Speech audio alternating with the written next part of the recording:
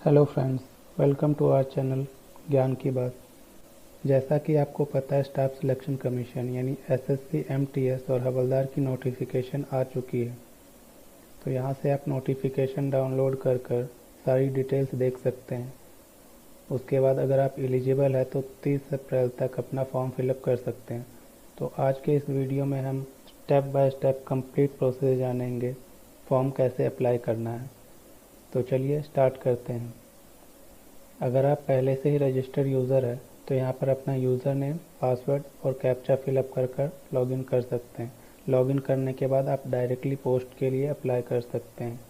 अगर आप new user है तो सबसे पहले आपको रजिस्टर करना पड़ेगा, देन आप किसी पोस्ट के लिए अप्लाई कर पाएंगे। तो चलिए हम स्टार्टिंग से देखते हैं। तो अगर आप न्यू यूज़र है तो सबसे पहले रजिस्टर नाउ पर क्लिक करेंगे। उसके बाद इस पेज पर सबसे पहले आपसे पूछ रहा है क्या आपके पास आधार कार्ड है। अगर है तो यस पे क्लिक करें, नहीं तो नो पे ही रहने दें। अगर आपके पास है तो यहाँ पर आधार नंबर फिल कर दें। उसके बाद एक बार फिर से अपना आधार नंबर फिल करके वेरीफाई कर दें। और उसके बाद यहाँ पर अपना नेम फिलअप कर दें, और नेम वैसा ही होना चाहिए जैसा आपके 10th के सर्टिफिकेट में लिखा हुआ हो। और एक बार फिर से अपना नेम डालकर वेरीफाई कर दें। और यहाँ पर आपसे पूछ रहा है क्या आपने कभी अपना नेम चेंज कराया है। अगर कराया है तो यस करके यहाँ पे नेम फिलअप कर दें, नहीं तो नो ही रहने दें। वैसे ये फील्ड कंपलसरी नहीं है, कंपलसरी सिर्फ वो फील्ड है जिस पर रेड कलर से स्टार बना हुआ है। तो जिस पे नहीं बना हुआ है उसे आप छोड़ भी सकते हैं। उसके बाद यहाँ पर आप अपना फादर्स नेम डाल दें, और फादर्स नेम भी वैसा ही होना चाहिए जैसा आपके 10th के सर्टिफिकेट में लिखा हो। और एक बार फिर से आप यहाँ पर अपना फादर्स नेम डालकर वेरीफाई कर दें। उसके बाद अपना मदर्स नेम डाल दें, और मदर्स नेम भी सेम होना चाहिए जैसा कि आपका 10th के सर्टिफिकेट में लिखा हुआ हो। और एक बार फिर से यहाँ पर आप अपना मदर्स नेम डालकर वेरीफाई कर दें। उसके बाद यहाँ पर अपना डेट ऑफ बर्थ, और उसके बाद फिर से एक बार अपना डेट ऑफ बर्थ डालकर वेरीफाई कर दें। उसके बाद यहाँ पर आपसे 10th की डिटेल्स पूछ रहा है कि आपने कौन से बोर्ड से 10th किया है। तो यहाँ से आप अपना बोर्ड सेलेक्ट कर सकते हैं। और उसके बाद यहाँ पे फिर से अपना बोर्ड वेरी कंफर्म कर दें, आपने किस बोर्ड से 10th पास आउट किया हुआ है। उसके बाद आप अपना मार्कशीट से देखकर यहाँ पर अपना रोल नंबर फिलअप कर दें। उसके बाद एक बार फिर से अपना रोल नंबर डालकर वेरीफाई कर दें।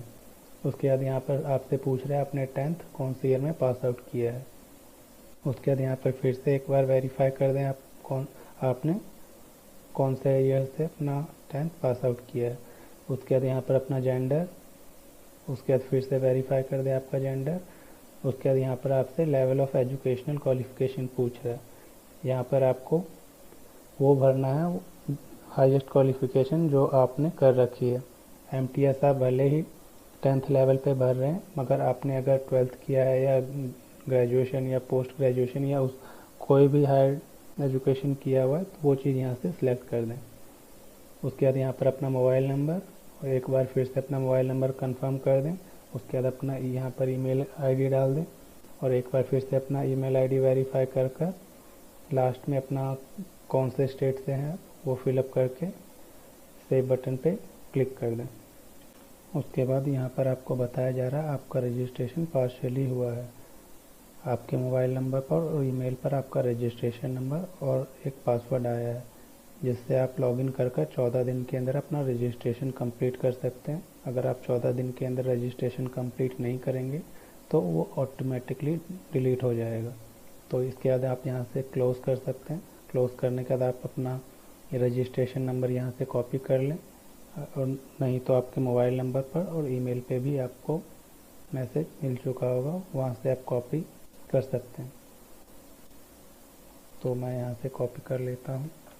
उसके बाद ओके पर क्लिक करके उसके बाद यहाँ पर आप अपना रजिस्ट्रेशन नंबर और पासवर्ड जो कि आपको मैसेज में और ईमेल पे दोनों जगह आया होगा उसे डालकर कैप्चा फिलअप कर लॉगिन कर लें।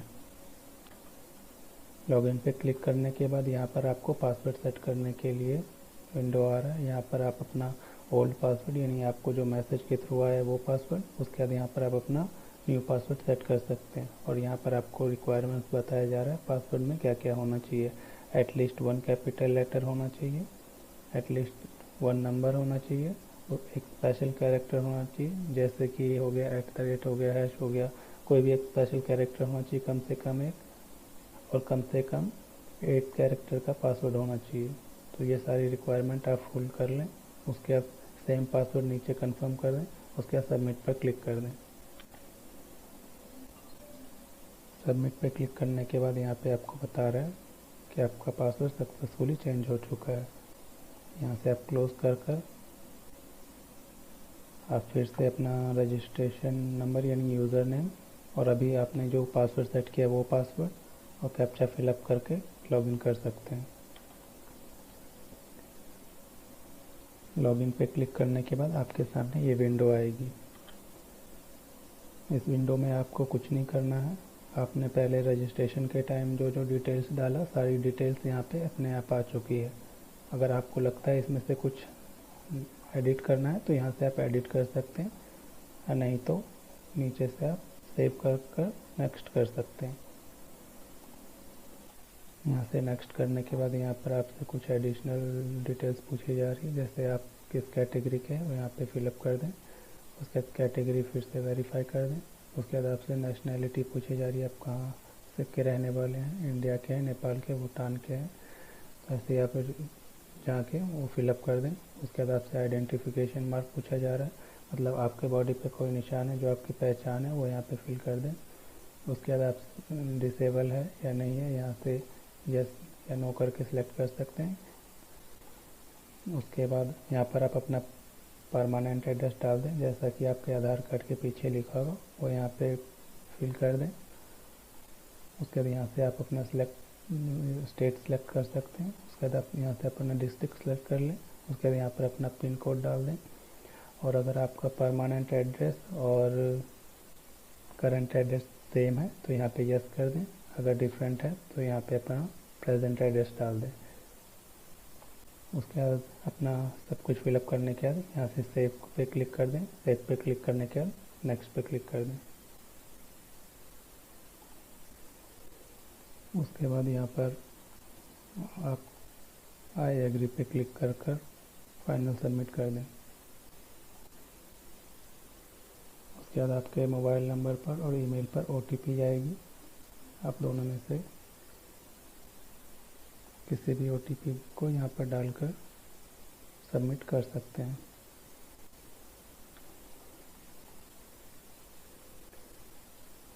यहाँ पर आपका रजिस्ट्रेशन सक्सेसफुल हो चुका है। अब आप अपने पोस्ट के लिए अप्लाई कर सकते हैं। यहाँ पे ओके पे क्लिक कर दें। जैसा कि हमको MTS और हवलदार की पोस्ट के लिए अप्लाई करना है तो यहाँ से हम अप्लाई पे क्लिक करेंगे। अप्लाई पे क्लिक करने के बाद यहाँ पर आपका एप्लीकेशन फॉर्म ओपन हो जाएगा, जहाँ पर आपकी सारी डिटेल्स पहले से ही फिलअप होगी। कुछ डिटेल्स यहाँ पे हमें ऐड करनी पड़ेगी, जैसे यहाँ पे आपका प्रेफरेंस पूछ रहा है एग्जामिनेशन सेंटर के लिए, तो यहाँ पर आप 3 एग्जामिनेशन सेंटर सेलेक्ट कर सकते हैं जहाँ पर आप एग्ज़ाम देना चाहते हैं। तो यहाँ से आप अपना एग्जामिनेशन सेंटर सेलेक्ट कर लेंगे। उसके बाद नीचे यहाँ पर आपसे पूछा जा रहा है क्या आप एक्स सर्विस मैन है, अगर है तो यस पे क्लिक कर दें, नहीं तो नो पे क्लिक कर दें। उसके बाद यहाँ पर नीचे आपसे पूछ रहा है क्या आप एज रिलैक्सेशन लेना चाहते हैं, अगर लेना चाहते हैं तो यस पे क्लिक करके यहाँ से उसका कोड सिलेक्ट कर लें। जैसे आप OBC से हैं या सेंट्रल गवर्नमेंट एम्प्लॉय है, यहाँ पे जो आप है ये सिलेक्ट कर लें, अगर नहीं है तो नो पे क्लिक कर लें। और उसके बाद यहाँ पर आपको प्रेफरेंस पूछ रहा है स्टेट का, जहाँ पर आप जॉब करना चाहते हैं। मतलब जब आप सिलेक्ट हो जाएंगे तो आप कहाँ पे पोस्टेड होना चाहते हैं उसका प्रेफरेंस यहाँ पे पूछ रहा है। तो ये चीज़ आप बड़े ध्यान से भरें। जैसे मान लीजिए आप सिलेक्ट होने के बाद दिल्ली में काम करना चाहते हैं, तो यहाँ पे देखिए पहले दिल्ली कहाँ पे है, दिल्ली एक यहाँ पे है, यहाँ पे भी है। तो ये दिल्ली हवलदार के लिए है और ये दिल्ली MTS के लिए है। तो आप पहले डिसाइड कर लीजिए कि आप प्रेफरेंस किसको देना चाहते हैं, आप कौन सी जॉब करना चाहते हैं, तो उस हिसाब से अपना प्रेफरेंस यहाँ पे डालें। फॉर एग्ज़ाम्पल जैसे आप दिल्ली MTS का करना चाहते हैं, आप चाहते हैं कि आप दिल्ली में पोस्टेड हो, तो दिल्ली MTS का कोड है 20, तो यहाँ पे आप 20 फिलअप करेंगे। उसके बाद मान लीजिए आप सेकंड प्रेफरेंस में देना चाहते हैं, मान लीजिए गुजरात, गुजरात का MTS, तो उसका कोड है 55, तो यहाँ पे आपको 55 डालना पड़ेगा। तो ऐसे ही आप डिसाइड कर लीजिए MTS का करना है या हवलदार का करना है। अगर दोनों करना है तो पहली प्रेफरेंस किसकी है और कौन सी लोकेशन में आप जाना चाहते हैं। हर चीज़ का ध्यान रखें कि वहाँ की लैंग्वेज आपको आनी चाहिए, वहाँ पे आप सूटेबल होंगे कि नहीं होंगे, वो सारा डिसाइड करके यहाँ पे आप अपना प्रेफरेंस डाल सकते हैं। यहाँ पे आप अपना सारा प्रेफरेंस भी डाल सकते हैं। अगर मान लीजिए कुछ प्रेफरेंस के बाद आप चाहते हैं कि अब नहीं डालना है, तो आप यहाँ पे सिंपली एक्स डाल दें। एक्स पे क्लिक करने के बाद यहाँ पे ओके पे क्लिक कर दें, आगे सारे फील्ड में एक्स हो जाएगा। उसके बाद यहाँ पर आपसे हाईएस्ट क्वालिफिकेशन पूछ रहा है। ये पोस्ट तो 10th लेवल पे है, तो आपसे वो नहीं पूछ रहा है, आपका हाईएस्ट क्वालिफिकेशन पूछ रहा है। तो यहाँ से आपने हाईएस्ट क्वालिफिकेशन जो किया है वो यहाँ पे फिलअप कर दें, चाहे आपने 10th किया हो या ग्रेजुएशन किया हो या जो भी कोर्स किया हो, यहाँ से सिलेक्ट कर लें। और उसके बाद यहाँ पे आपको इस पोस्ट के लिए जो अप्लाई कर रहे हैं उसकी क्वालिफिकेशन पूछा है, तो आप 10th लेवल पे अप्लाई कर रहे हैं तो यहाँ से 10th सेलेक्ट कर लें। उसके बाद आप पास्ट है या पेयरिंग है, तो सारी डिटेल्स यहाँ से पहले ही ले लेगा जो आपने फिलअप कर रखी है। उसके बाद यहाँ पर आपसे आपका फ़ोटोग्राफ और सिग्नेचर मांग रहा है, तो यहाँ पे आपको अपना फ़ोटोग्राफ और सिग्नेचर अपलोड करना पड़ेगा, जिसकी साइज़ फ़ोटो की साइज़ 20 KB से 50 KB के बीच होनी चाहिए और सिग्नेचर की साइज़ 10 KB से 20 KB के बीच होनी चाहिए।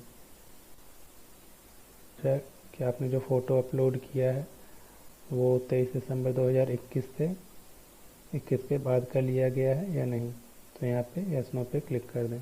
उसके बाद यहाँ पे टर्म्स एंड कंडीशन को पढ़कर आई एग्री पे क्लिक कर कैप्चा फिलअप कर प्रीव्यू पे क्लिक कर दें।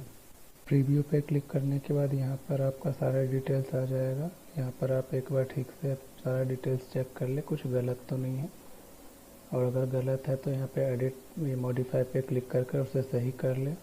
उसके बाद सबमिट करें। सबमिट पे क्लिक करने के बाद यहाँ पर आपसे पेमेंट के लिए पूछा जा रहा है। अगर आप SC ST या फीमेल है तो आपको फ़ीस नहीं लगेगा। अगर आप और किसी कैटेगरी से तब आपको फ़ीस लगेगा। तो यहाँ पे फ़ी पेमेंट करने के लिए यस पे क्लिक करें। उसके बाद ऑनलाइन मोड से पेमेंट करना चाहते हैं, ऑफलाइन मोड से यहाँ से सिलेक्ट कर लें। तो हम ऑनलाइन पेमेंट करना चाहते हैं तो ऑनलाइन पे क्लिक कर सबमिट पे क्लिक कर देंगे। उसके बाद आपको पेमेंट गेटवे पे रिडायरेक्ट कर दिया जाएगा। यहाँ से आप जिस ऑप्शन से पेमेंट करना चाहते हैं वो सिलेक्ट कर अपना पेमेंट कर सकते हैं। पेमेंट सक्सेसफुल हो जाने के बाद आपको SSC के वेबसाइट पे रिडायरेक्ट कर दिया जाएगा। यहाँ से आप लॉगिन कर फिर से आप अपना स्टेटस चेक कर सकते हैं।